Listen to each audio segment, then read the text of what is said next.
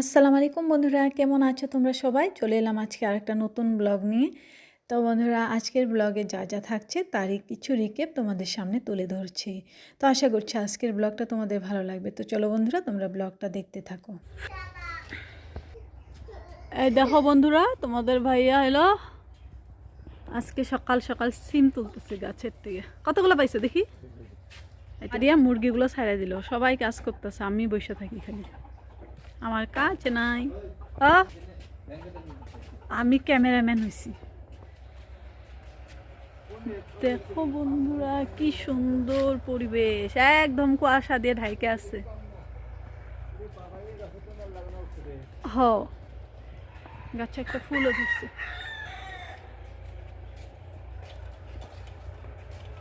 মারিয়াকে উঁচা করে দি, মারিয়া টান দিব নি। না এতদিন মারিয়াও হবে না, কিছু একটা লাঠি টাঠি ইটি লাগবে রয়েছে, ওটা ভেঙে দিল।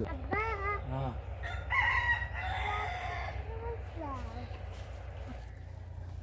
এ দেখো বন্ধুরা, ঝোপা ধরে পড়ছে। দাও মারিয়া, তোমার হাতের গুলা দাও, পাপার পাপার ঠোঙ্গা দাও। দাও খাও। চলো আজকে হয়ে যাবে। অনেকগুলো হয়েছে। এই দেখো বন্ধুরা, শশা ধরছে গাছে। মারিয়া কয় কি লাউ গাছে শশা ধরছে। আলহামদুলিল্লাহ। এই যে বস্তার মধ্যে যে গাছের যত্নই করে নাই, দেখো গাছের মধ্যে মাটিও শুকিয়ে গেছে। তার মানে যত্ন করি না কিসের জন্য? গাছটা বেশি ভালো না, মানে চেহারাটা ভালো না। ভাবছি যে উঠে দিব, তারপরেও দেখি ধরছে। তো তোমাদের ভাইয়া ভাবছে যে আমি চা বসায় দিয়ে গেছি, আইসে মানে দেখছে যে রান্নাঘরের তালাই খুলি নেই, সেই জন্য আমাকে অল্প বললো, হে রে বাবারে বলছে না, তো অল্প বকা দিচ্ছি। তো যাই হোক, আমি ওর পিছিয়ে পিছিয়ে গেছি, ও ছিম তুলবে আর আমি যাব না, সেই জন্য আমিও পিছিয়ে পিছিয়ে গেছি মোবাইল নিয়ে ক্যামেরা করার জন্য। নাহলে তো ওই যে তোমাদের সাথে শেয়ার করতে পারতাম না। তো এরকমই ও না অনেক গাছ করে ফেলায়, যেগুলো আমি ভাবি যে ভিডিওতে শেয়ার করব, তারপরে দেখি যে না, ও ওই কাজটা করছে আর কি। তো দেখো, এর তো চা করে নিছি, আর ওইখানে তো আজকে সকাল সকাল তোমাদের ভাইয়াই সবজিটা করছে, মানে এই যে গাছের থেকে সিম বেগুন, ঠান্ডার দিনের সবজি কিন্তু বেশ ভালো লাগে, তার সাথে কিন্তু রুটি হলে বেশি ভালো লাগতো। তো যাই হোক, আজকে রুটি করা হয় নাই। এই যে এখানে চা পাইতে নিলাম, একটা হচ্ছে গামছা। তো ওই গামছাটা পাইতে খাওয়া দাওয়া করে নিব এখানে। আর মেয়েকে বসাইতেছি, আর মেয়ে চলে যাব ওদিকে, সেজন্য রিজন ডাকতেছে। আমি বলতেছি যে রিজনকে ডাক দাও, নাহলে এই যে এখন যে যাবে আর আসবে না খাইতে। তো দেখো, অল্প একটু বায়না করতেছিল, সেই জন্য চায়ের মধ্যে একটু পানি মিশিয়ে দিয়ে দিলাম। তো তারপরে তোমাদের ভাইয়া তো খাওয়া দাওয়া করে চলে গেছে, আর আমি দেখো, আমি এই যে এখানে একটা প্লাস্টিক টানিয়ে নিছি, আর আজকে করব ধান সিদ্ধ। তো এই যে ধানের বস্তাগুলো তোমাদের ভাইয়া তো গেছে গা, এখন কি করব, একা একাই মানে ভিজাই ভিজাই করে কিন্তু আর ভিজানো হয় না। তো সেজন্য দেখো আজকে একাই মানে ভিজানোর জন্য শুরু করলাম সাহস করে। এই যে এখানে প্লাস্টিকের চারপাশে চারটা লাঠি মানে গাড়িয়ে দিছি, তারপরে প্লাস্টিকটা এইভাবে দিছি, কারণ এতগুলো ধান বাসন তো নাই যে বাসনের মধ্যে ভিজাবো, আর সামনে ওরকম পুকুর টুকুরও নাই যে পুকুরে আর এই ভারী বস্তা কে পুকুরে নিয়ে যাবে। সেই জন্য এরকম বুদ্ধি করলাম যে প্লাস্টিকটা চারকোনাটা উঁচা করে দিলাম, আর এখন মোটরের পাইপটা চালিয়ে দিয়ে ওইখানে দিব পানি। আর তার সাথে দেখো আমার মেয়েটা এত ফুর্তি পাইতেছে, বলতেছে মা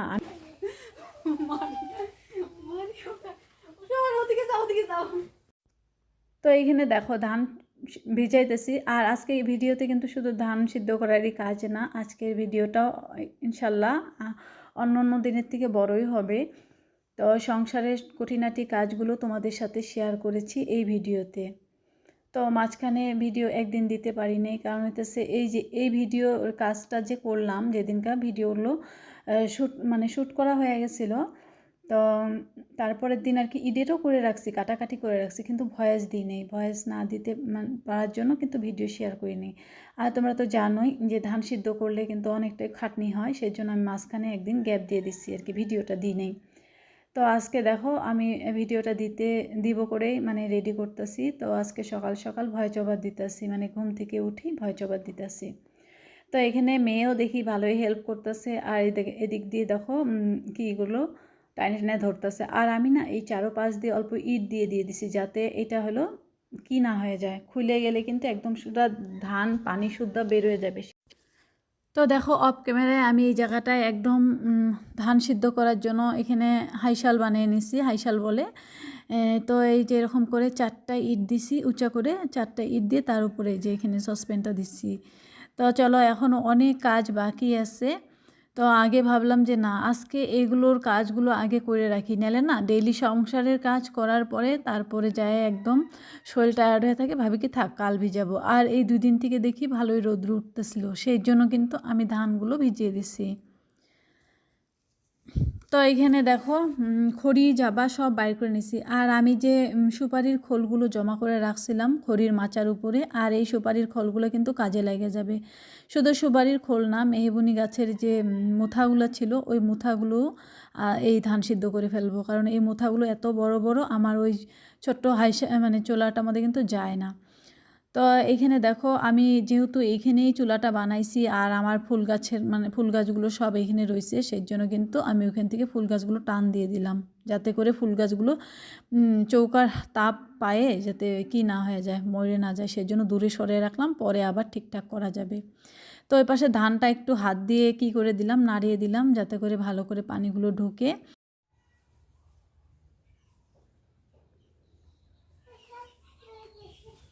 বাবা মুরগি যাতে ধান ঠোকায় না, দেখো তো ধানের মধ্যে গেলে খেতে হবে না।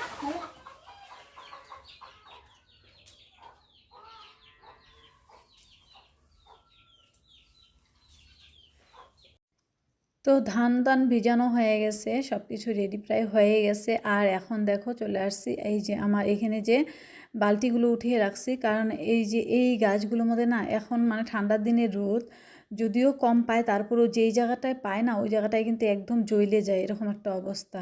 বর্ষার দিনে কিন্তু রোদ্রের সাথে সাথে পানিও পায়, সেজন্য কিন্তু গাছগুলো যেখানে যেটা ছিল ঠিকঠাক ছিল, কিন্তু এখন দেখি কি ওই যে একটানা রোদ্রু পায় ওই জায়গাটায়। তো সেজন্য স্নেক প্লান্টসগুলো দেখি পুড়ে পুড়ে গেছে, কতগুলো পাতাগুলো একদম পুরা পুরা হয়ে গেছে, সেই জন্য ওগুলো সব কাইটে সাইটে দিলাম। আর তারপরে দেখো একটা নেকড়া দিয়ে আর পানি দিয়ে সুন্দর করে মুছে দিতেছি, যাতে করে আবার গাছের মানে পাতাগুলো একদম ভর্তি হয়ে থাকলে কিন্তু গাছের খাবার মানে কি করতে পারে না, কিন্তু সেই জন্য আমি এইরকম করে দিলাম। আর তারপরেও এই যে কালা কালা বালতিগুলো একদম নিচ দিয়ে দেখি বালু বালু ধুলা ধুলা হয়ে আছে, যেহেতু ওগুলো মাটিতে ছিল, তো সেজন্য ওগুলো সব ঠিক করে দিলাম। আলহামদুলিল্লাহ দেখো আমার যে চন্দ্রমল্লিকা গাছটা একদম ভর্তি করে কলি আসছে। তো আগে আমি জানতাম না চন্দ্রমল্লিকা গাছে ফুল পাওয়ার জন্য যে পিঞ্চিং করতে হয় সেটা জানতাম না। তো তারপরে দেখো আমি ইউটিউবের থেকে ভিডিও দেখে দেখে না শিখছি। তো এইবার যে কয়টা চন্দ্রমল্লিকা গাছ আছে না, তো ডবল ডবল ফুল, ডবলেরও বেশি ফুল আসবে অন্যবারের থেকে। তো যাই হোক চন্দ্রমল্লিকা ফুলগুলো কিন্তু প্রায় ফুটা শুরু করে দিচ্ছে। এই যে পেঁপে গাছের এখানে যেটা রাখছি ওইটা কিন্তু একদম ফুটা শুরু হয়ে গেছে, ফুল ফুটা। তো যাই হোক এখানে দেখো মেয়ে আসছে, আমি ওখানে ঝাড়ু দিব আর ও ঝাড়ু নিয়ে আসছে যে ঝাড়ু দিবে। আজকে আমার সাথে সাথে মারিয়া অনেক কাজ করছে, আমার সাথে ধানের কাজ করছে, আমার সাথে দেখো ঝাড়ুও দিতেছে। আর এইখানে যে এই অকামটা করতেছে আমি দেখিই নেই গে, দেখো আমি ওই পাশে ঝাড়ু দিতেছি আর ওই পাশে দেখি ঝাড়ুটা যায় কিসের মধ্যে দিয়ে দিছে, সসপ্যানটার মধ্যে দিয়ে দিছে। তো যাই হোক কিছু তো আর করার নাই, আমি তো তখন দেখছিলামই না, এই যে ক্যামেরা যখন এডিটিং করতেছিলাম তখনই যে দেখলাম যে ঝাড়ু দিয়ে ওইখানে নাড়াইতেছিল, তো বারে বারেই সরাই দিতেছিলাম। আর আজকে এই যে খেলার গাড়িগুলো বাইক করে নিচ্ছে, বাইক করে নিয়ে দেখি উঠানের মধ্যেই খেলতেছিল। তো উঠানটার মধ্যে একদম এই গাড়িটা দিয়ে খেললে না একদম ধুলো উড়ে থাকে, মানে গাড়িটার নিচে যে চাকাগুলো আছে চাকার লগে লাগে একদম উঠানটা মাটিগুলো কি হয়ে যায়। তো চলো উঠানটা ঝাড়ু দেওয়া হয়ে গেছে, আর কি করার, আমি গাড়িটা ঘরে আবার ধুয়ে দিতেছি, কারণ মেয়ে শুধু এই গাড়ি দিয়ে নোংরা করে ফেলায়। তারপরে চলে আসলাম দেখো এক বালতি পানি নিয়ে, আর এই যে ঘর মোছা মপটা নিয়ে চলে আসলাম, এখন ঘরটা মুছবো। আর ঘরটা কিন্তু আমি অফ ক্যামেরায় আজকে গুছিয়ে নিছি। আর আজকে বেশিরভাগ কাজ করতেছি কিসের জন্য, কালকে তো ধান সিদ্ধ করব, আর ধান সিদ্ধ করলে কিন্তু ওই ধান শুকানোর জন্য ওইখানে অনেকটাই সময় দিতে লাগে, সেজন্যই। তো যাই হোক এই যে দেখো এখানে কিন্তু আমি ঘরটা মোছা শুরু করে দিছি। আর আজকে প্রায় অনেক কয়দিন হলো ঘর মোছা হয় না, তো আজকে ঘর মুছতে নিয়েও একবার দুইবার তিনবার করে পানি বদলিয়ে নিয়ে আসা হয়, এত কালো পানি হয়ে গেছে আর কি। তো একজন আপুর কমেন্টের আমি রিপ্লাই দিয়ে দিচ্ছি, তো আপু হয়তো ভিডিওটা দেখলে কমেন্টের কিটা উত্তরটা পেয়ে যাবে। তো আপু কমেন্ট করেছিলে যে হলো আমি ইউটিউব থেকে পয়সা পাইছি নাকি বা পাই নাকি।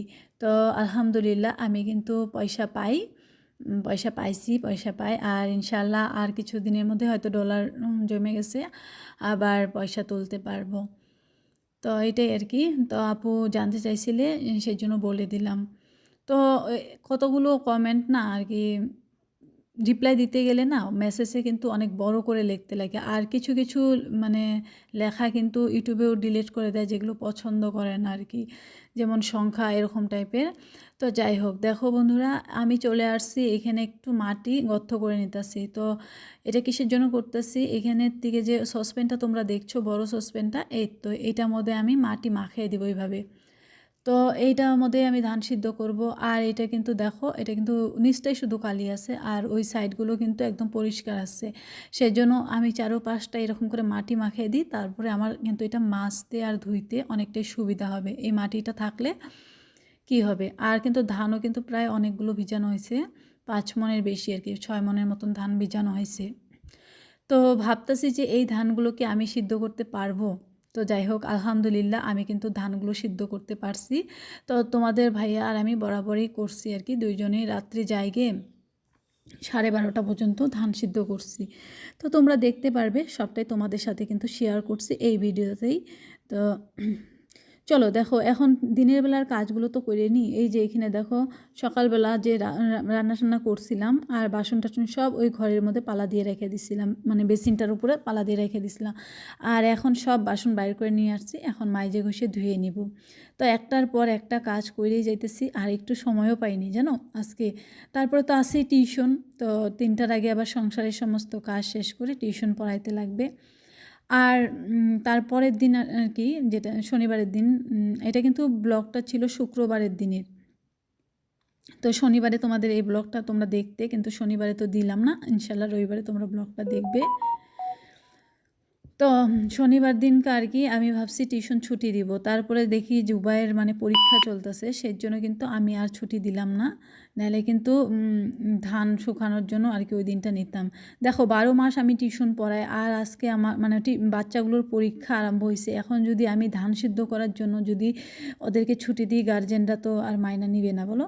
আর মাইনা নিবে না না নিবে, কিন্তু ওইটা না, নিজেরই খারাপ লাগে যে সারা বছর পড়াইলাম আর বাচ্চাদের পরীক্ষা, আর পরীক্ষার সময় বড় বড় বাচ্চারা হলে মানে ক্লাস 4, 5, 6-এ হলে কিন্তু ছুটি দিলে অসুবিধা ছিল না, কারণ ওই সময় তো ঘরেই পড়াশোনা করে। কিন্তু ছোট বাচ্চা যেহেতু 1, 2-তে পড়ে, তো ওদেরকে কিন্তু ছুটি দেওয়াটা ঠিক না, আমার নিজের বিবেকে কুলাইলো না, সেই জন্য কিন্তু আমি এত ব্যস্ততার মধ্যেও টিউশন পড়াইছি।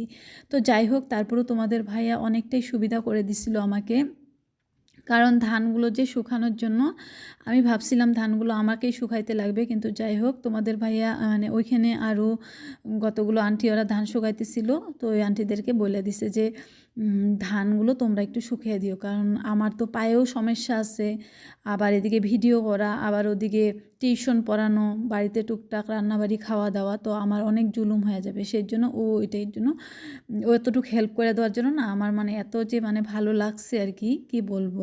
কারণ তোমাদের ভাইয়াও তো বাড়িতে থাকে না এখন, মানে আগে ধরো বাড়িতেই থাকতো, মানে আগে ওরকম কাজ টাজ করতো না, তোমাদের ভাইয়ের কাজ ছিল না আগে, তোমরা তো জানতেই ভিডিও শুরুতে, কিন্তু ও মানে বেকারই ছিল। তো যাই হোক, আলহামদুলিল্লাহ এখন টুকটাক কাজ করে, তো সেই জন্য ওই কিন্তু বাড়িতে বসে থাকলে কিন্তু ওর লস হবে। যদি আমরা যদি একটা মানুষও নিয়ে নিই না, তারপরেও সুবিধা আছে, যদি দুইজনের কাজটা বন্ধ হয়ে গেলেই কিন্তু ইনকাম সোর্স বন্ধ হয়ে যাবে। তো যাই হোক, এইটা আমি যে টিউশন পড়াই বা ইউটিউব করি, এটাও কিন্তু ইনকামের জন্যই। আর তাছাড়া তো আমারটা বাদই দাও, কিন্তু তোমাদের ভাইয়া যদি ওই ধান শুকানোর জন্য বাড়িতে থাকে, তাহলে কিন্তু খুবই লস হবে, সেটা ভেবে। আর আমি ভয়েস ওভার দিতে নিয়ে বন্ধুরা কাঁপতেছি, কেন যেন আমার ঠান্ডা লাগতেছে। আমি সকাল 6টা আর কি, 6টারও আগে ভয়েস ওভার দিতে বসছি, এখন দেখি 6টা বাজে। তো একটা হালকা পাতলা সোয়েটার গায়ে দিয়ে, দেখো বন্ধুরা, জুবাই এসে পড়ছে, আমি মাত্র ফ্রেশ হয়ে ঘরে আসলাম। তো ওই বাবুটা আসে নাই এখনো, তাহলে চলো এখন টিউশন পড়াবো।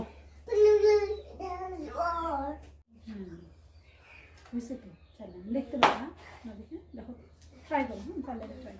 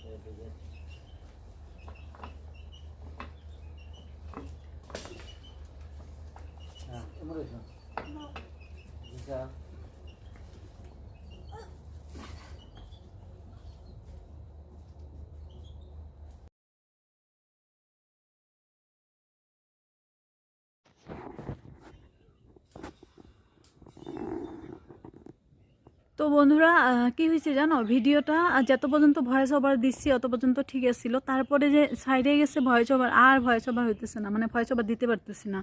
তো বন্ধুরা তোমাদের কাছে রিকোয়েস্ট, তোমরা একটু কষ্ট করে ভিডিওটা দেখে নিও, কারণ ভয়েস ওভার না দিলে বা মিউজিক না দিলে ভিডিও মানে দেখতে ভালো লাগে না। তারপরও আর কি, তো এর তো লাস্টে আমি দেখো একটা মানে ভিডিও ক্লিপের মধ্যে ভয়েস দিচ্ছি। তো যাই হোক, আজকের ভিডিওটা আমি এখানে শেষ করছি। আশা করছি তোমাদের ভালো লাগছে বন্ধুরা। যদি ভালো লেগে থাকে লাইক কমেন্ট, আর যারা আজকে আমার চ্যানেলে নতুন, আমার চ্যানেলটা সাবস্ক্রাইব করে আমার পাশে থেকো। ইনশাআল্লাহ নেক্সট আরেকটা সুন্দর ব্লগ নিয়ে আসার জন্য চেষ্টা করব। আল্লাহর রহমতে তোমরা সবাই ভালো থেকো, আমাদের জন্য দোয়া করো।